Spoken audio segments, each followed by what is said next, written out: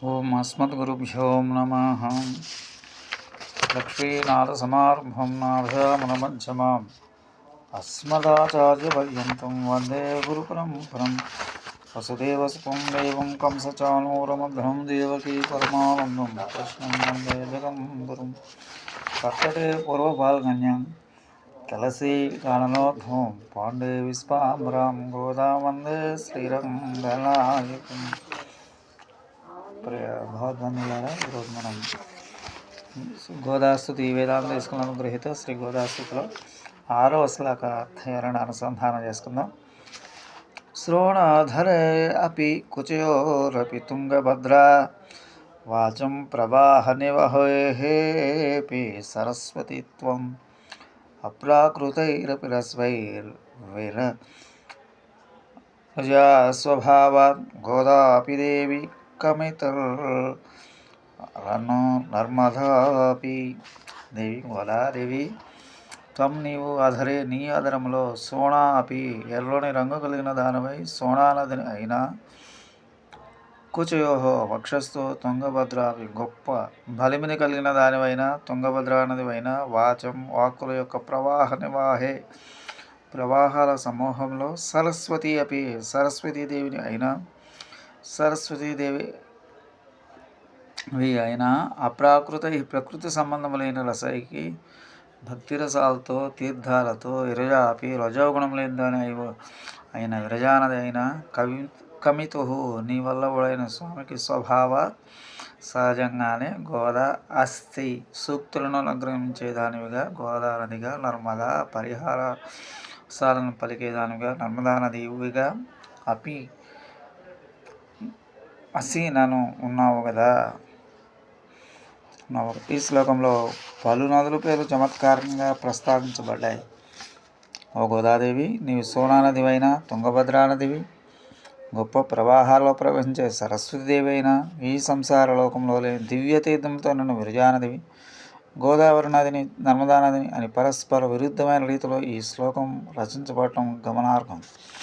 దీనిలో అంతరార్థం ఏమిటంటే, గోదాదేవి నీ అదరం ఎర్రని రంగును కలిగి ఉన్నది, నీ స్థనాలు జ్ఞాన భక్తులు గొప్ప వైభవంతో శుభంగా ప్రకాశిస్తున్నవి, నీ అమృత వాక్యులు ప్రవాహాన్ని చూస్తే విద్యాదేవతకు ఆరాధింపడే సరస్వతీదేవి నీవే అని అనేటట్లుగా ఉన్నది.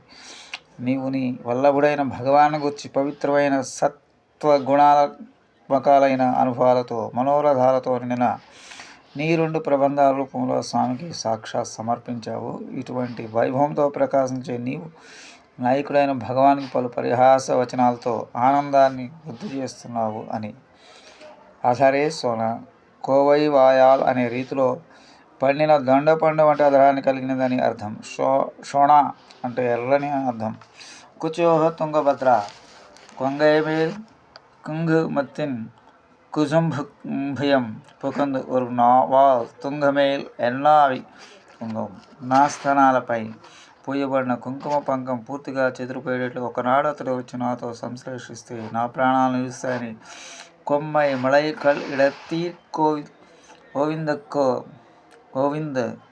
కోవిందర్కోర్ కుజేవెల్ ఇమ్మై పిరవి సయ్యాతే అని ఇని పోయి చెయ్యం తమందానే నా స్థనాల తిరేట్లు గోవిందకు అంతరంగ కైంకర్యాన్ని జన్మలో చేయకుండా తర్వాత వేరొక దేశాన్ని పరంపదాన్ని చేసే తపస్సు ఎందుకని గోదాదేవి స్వయంగా అనుగ్రహించిన రీతిలో స్థనాల తటాల్లో భగవాన్ సంశ్లేషించే పరమప్రాప్త్యాన్ని పొందినందువలన గొప్ప క్షేమాన్ని కలిగింది అని భావం. కుచాలు తుంగమైన భద్రం క్షేమం ఏమంటే భగవాన్ నిత్య సంశ్లేషము కదా. వాచం ఇత్యాది ఆండాల్ దివ్య సూక్తులు పరిశీలించినప్పుడు సాక్షాత్ సరస్వతి యొక్క ఆవిర్భావమే ఇవే అనే రీతిలో తోస్తుంది.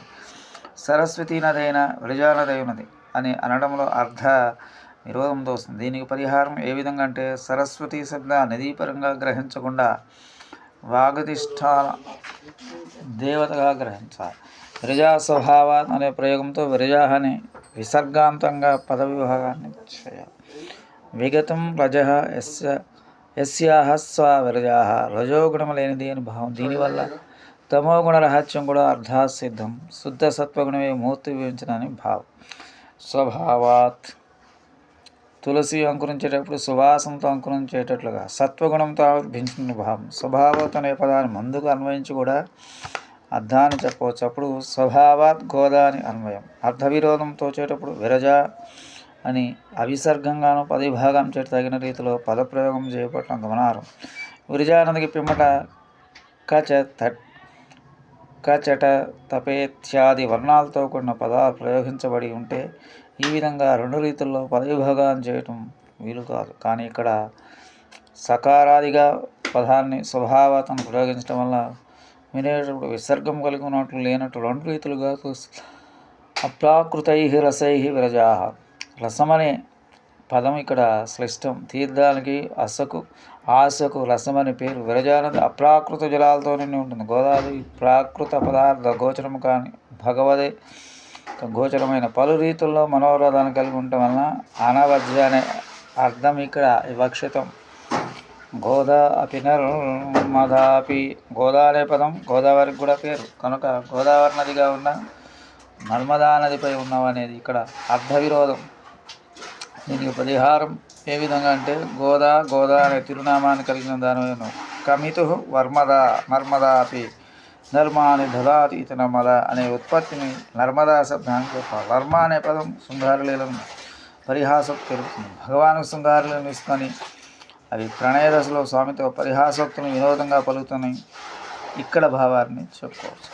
ఈ శ్లోకంలో అపిశబ్ద ప్రయోగించబడిన తిరులు గమనించారు. సోణ అపి తుంగభద్ర అపి సరస్వతి అపి విరజ అపి గోదా అపి నర్మదా అని ఈ రీతిలో వ్యాఖ్య విన్యాసం శ్రీ వేదాంతేశులకు విక్షితమని చెప్పచ్చు. ఈ శ్లోకంలో విరోధభాసం ఉల్లేఖ శ్లేష అనే అలంకార సంకీర్ణాలుగా ప్రయోగించబడిన అందం వాచామ గోచరం. స్వచ్ఛమాలిక గంధబంధ రచయిష్ణవే విష్ణుచిత్ తనూజాయ్ గోదాయే నిత్యమంగళం. నందనందన విష్ణుచిత్తం గోదాయే నిత్యమంగళం. కర్కటే పూర్వపాల్గుణ్యం తులసీకార్ణోద్భవం పాండే విశ్వాంబరాం గోదామందే శ్రీరంగనాయ. మంగళం నారసింహాయ మంగళం గుణసుందరాయ మంగళానాం నివాసాయ యాదాద్రీసాయ మంగళం. శ్రీకాంతాయ కళ్యాణం శ్రీవేంకటనివాసాయ శ్రీనివాసాయ శ్రీమతే రమజామాతృ మునీంద్రాయ మహాత్మనే శ్రీరంగవాసనే భూయాత్ నిత్యశ్రీ నిత్యమంగళం. మంగళాశాస్త్రపరైమదాచార్య పురోగం సర్వైస్య పూర్వైరాచార్యై సకృపాయాస్తు మంగళం. స్వస్తి. జై శ్రీరామ్.